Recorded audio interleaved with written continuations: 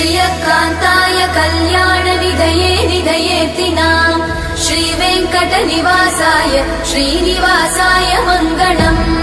लक्ष्मी सविभ्रमालोकसुभ्रूविभ्रमचक्षुषे चक्षुषे सर्वलोकानां वेङ्कटेशाय मङ्गलम्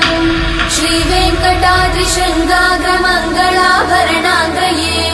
मङ्गलानां निवासाय श्रीनिवासाय मङ्गलम्